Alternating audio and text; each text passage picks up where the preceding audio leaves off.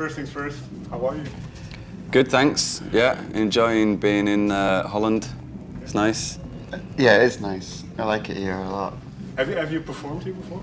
Yeah, we've been here. We were here, I think, 2 or 3 years ago on the first album campaign. I've got the T-shirt at home to prove it. But that was a good gig. Good crowd over here. Yeah, I'm looking forward to playing at 10 o'clock this time and then to pack 10. It should be good. What are your memories of last time then? My memory's awful, and I can't remember any festivals that we've done. I remember that we've done festivals, but I can't actually remember playing here before.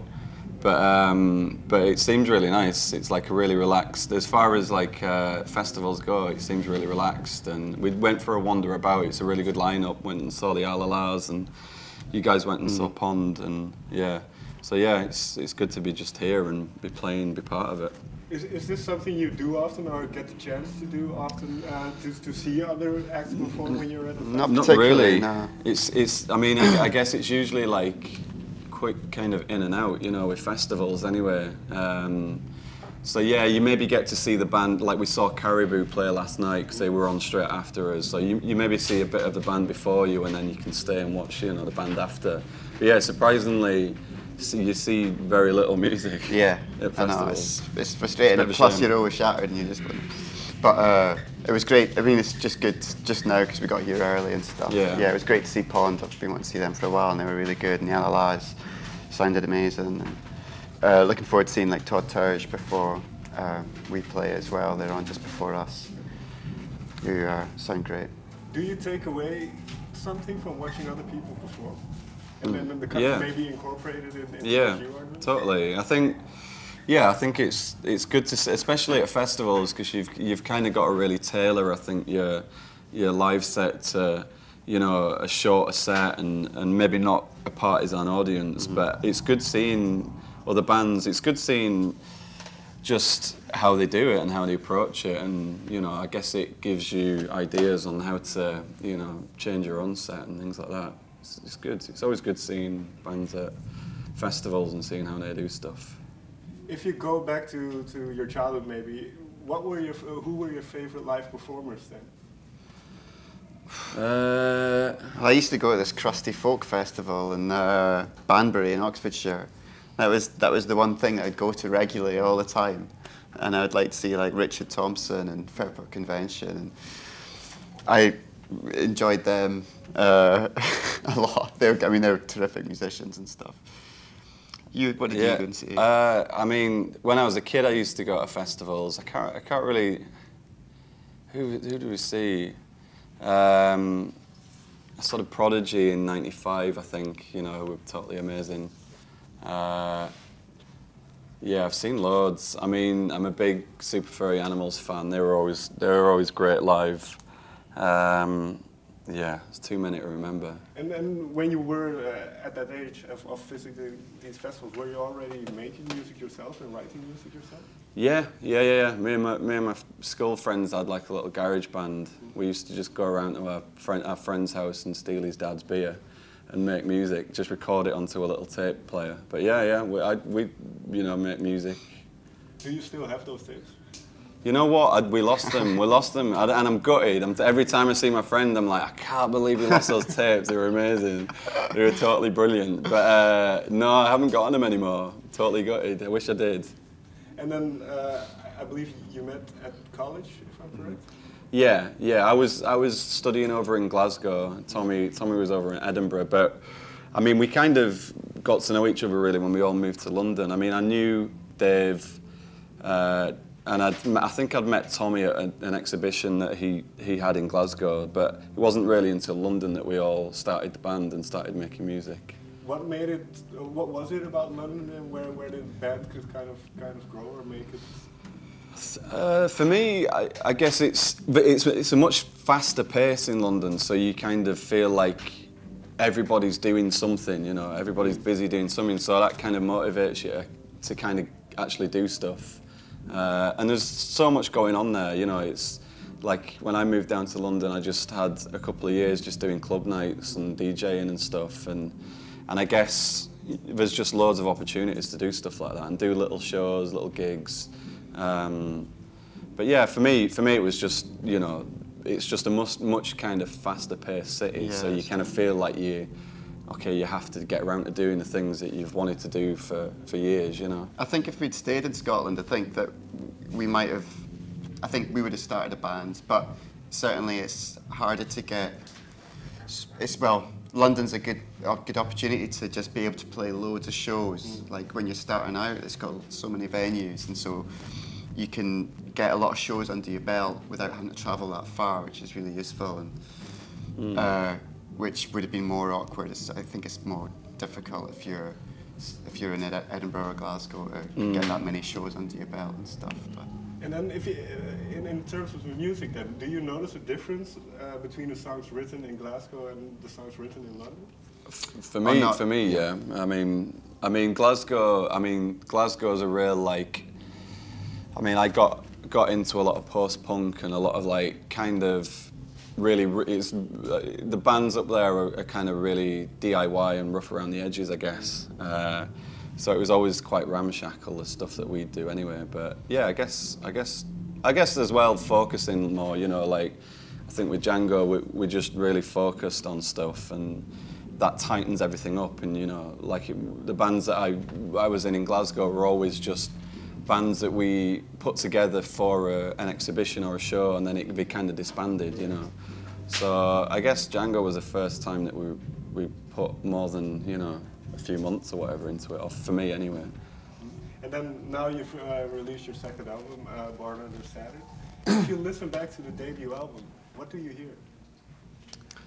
Don't really listen back to it. I listen to yeah, it's weird. I guess like, I mean, I listened to it recently. I listened to it the other week. I don't know. I guess it's just a time and a place, you know, and you kind of move on. I mean, I guess when you make music, it's just, it becomes part of what you're doing at that time. Or I don't really see this album as a particular, you know, like a massive progression, or you know, it's just, I think things ebb and flow, and you know, I don't know. I mean, I listened to the first. I think it's a really exciting album, you know, the first album. But yeah, I guess once you've finished making the album, the last thing you want to do is sit down. I know, and listen to it. You definitely need some time off. Just it's like when you do a painting or something, you need to just put it against the wall, you know, forget about it. Facing the wall, forget about it, and then maybe after like a couple of years, you can then assess it and really see it for what it is, rather than being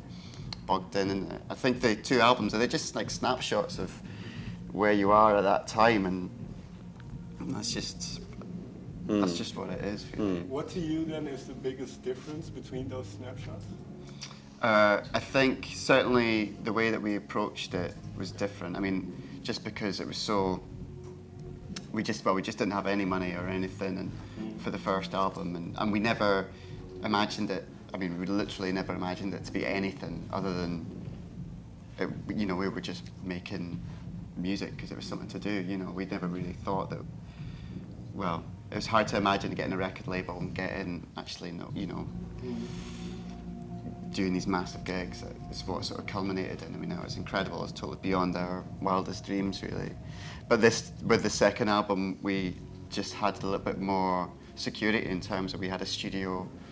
We didn't have to, you know, like take our instruments to Dave's house and set them up in the morning, and then like pack everything away before his girlfriend gets back from work, you know, which is like kind of like how we worked. So there was a big difference in method making when it comes to the second album, and I think it's still got that sort of invention of the first album. There's just a bit more sort of ambition. There's a bit more of a sort of grander and bigger sound. Yeah, but it's not too far away from it. But in that sense, and you say now you have a little bit more security, but when there were no expectations of it doing anything, did that factor into the second album? When now all of a sudden there are expectations not only from yourself, but I mean, I think for me anyway, through the whole second album, I didn't feel any particular pressure when we were writing the album.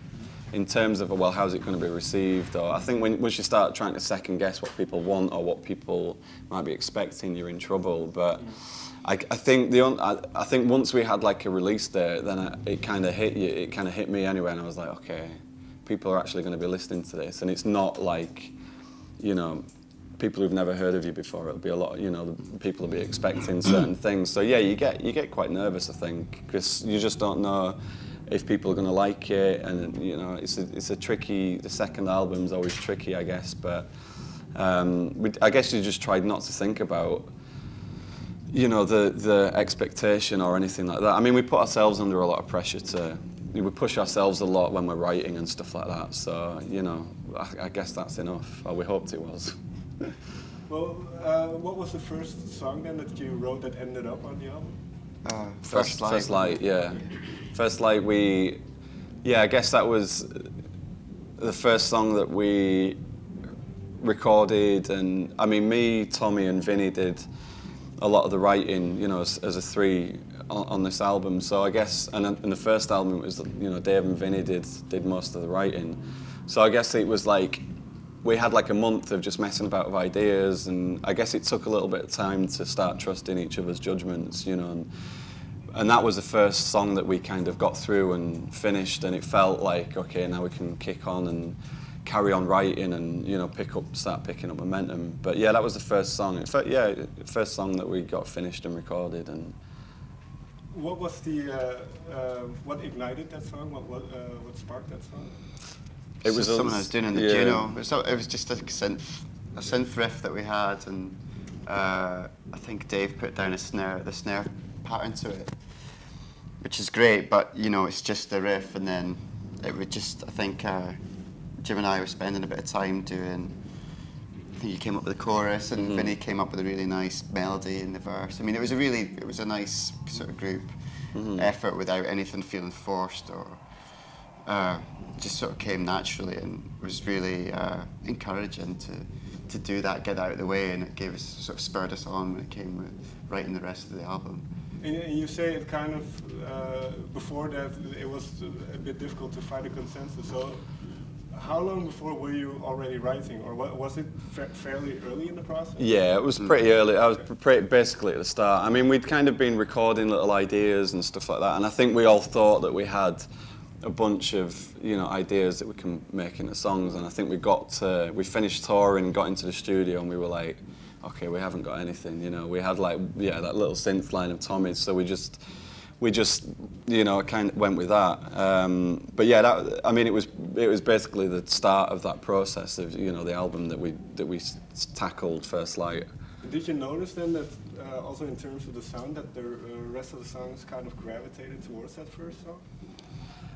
Not really. I mean, I guess we were. I mean, for me, it's maybe not so. It's not like indicative of the rest of the album. I don't think that, you know, First Light. Well, I think it probably. I see what you mean. I've not really thought of it like that, but I suppose as certain elements that. Well, it's hard to categorise what we do. I mean, every song we sort of treat as its own little world or whatever. We weren't that bothered, certainly when we were writing, about creating that cohesive bunch of songs. We're just concentrating on one song. But I see what you mean. It does sort of. I think it made sense that we chose it as the first single, I guess, because it is quite simple. It's like symbolic or whatever of the rest of the album, at least more than any other. When then in the process, because you say you weren't kind of focusing on cohesion, so when in the process did you feel, well, now we have an album? I don't know. We had loads of songs. Yeah, we had a lot of songs. We ended up with like 17 songs or something. I guess, I don't know. I guess we were just writing, and you know, the further into the process we got, you know, we got momentum, and it felt like we were on a bit of a roll, so we just kept on writing until we kind of ran out of time, you know, and we were like, okay, well... Money. Yeah, money, yeah. So we were... And then we just made a decision as to what songs were working the best and how the album worked, you know. as a collection of songs. But I think maybe for me, almost like when we decided on a image for the sleeve, that made me think, oh, this is real. This is the album now. This is what it is. It's a funny way of thinking about it. And the album title then? What did you have that? I don't know. It was just like we were just tossing about ideas, but at this stage we already had the image. We knew what the sleeve was going to be, and we had loads of ideas. But that was a title of an old book that David picked up at a charity shop, and he just liked the title. And certainly I thought it was quite nice because it certainly tied in with the album sleeve. It's kind of got this guy sort of like waking up or something, and it's like he was being born or something. And also, like, to be born under Saturn implies that you're quite lazy, but also with a sort of artistic temperament. And yeah, it was reflected in in the image, so it just seemed to fit. We just chose it. Thank you very much for your time. Oh, no, No thank worries. you. Cheers.